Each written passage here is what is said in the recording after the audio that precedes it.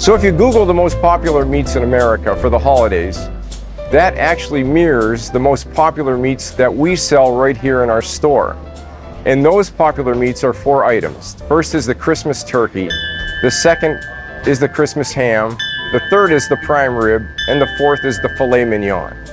And what we're going to do for the next couple minutes is talk about each one of those things, the best way to prepare them, and what you should be looking for when you go to purchase them. So by far, without a doubt, the most popular item that we sell here at Urbaniak Brothers Meats is our homemade ham. Now, hams come in all different shapes and sizes, all different flavors, all different cuts, but we like to use the old-fashioned ham with the bone. These are cured and smoked in store, and they have no water added. Now, most of the hams that you buy at the supermarkets or other places will have water added to the ham, and that means that when they cure the ham, they pump them full of water, which helps cure them before they smoke them. So they make a brine out of water, sodium nitrate, nitrites, salts, and other additives to make them tender and to make them cook faster. Here at Urbaniak Brothers, we add no water to our hams. Dry cure them, smoke them, and then sell them just the way they are with the bone. Now, there are a lot of hams available without the bone, and people ask oftentimes, what's the difference with a ham from the ham with a bone or a ham without a bone? We like to say that in a ham, particularly, that takes a while to cook. That bone gives it a nice complex flavor that you don't get from a boneless ham. So we always recommend cooking the ham with the bone. In addition to that, when your ham is finished, you have the nice piece of bone with a little bit of meat on it to make your favorite split pea soup or ham and cabbage or some other things, so you can use the complete ham without wasting any of it. So does it make it harder to carve the ham when it has a bone in it? The short answer is yes. It does make it a little harder to carve. But the service that we offer here to make your ham easier to cut is called deboning and slicing the ham. And I'm going to show you how we do that. So some people think that serving a bone-in ham is a complicated issue.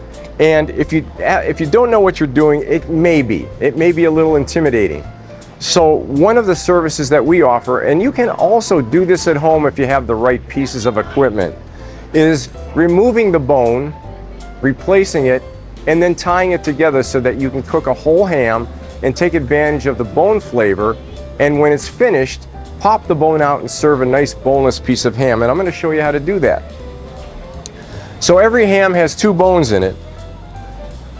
Bone on one side and a bone on the other side. And what we recommend doing is to cut one of the bones off completely with a knife. And if you have a knife at home, you can do this at home.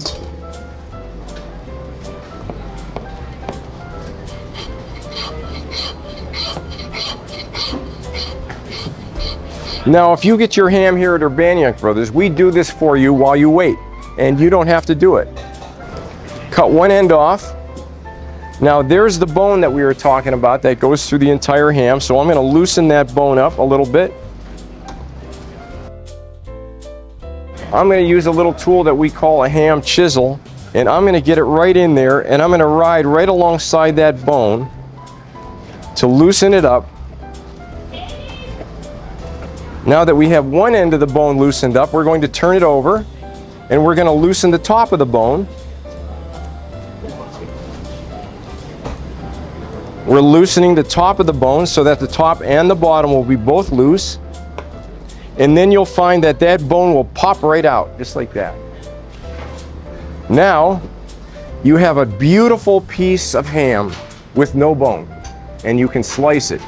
So everybody says, well, isn't it going to lose flavor because you've taken the bone out? And the answer is, it will lose a little flavor. So what we do is put the bone back in,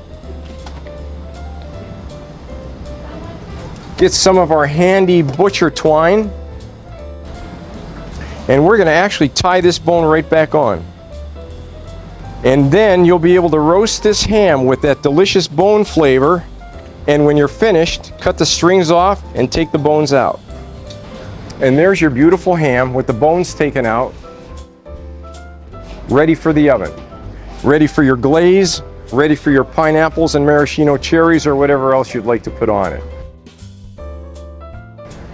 And from all of us at Urbaniak Brothers, we want to wish you a very Merry Christmas and a delicious one too.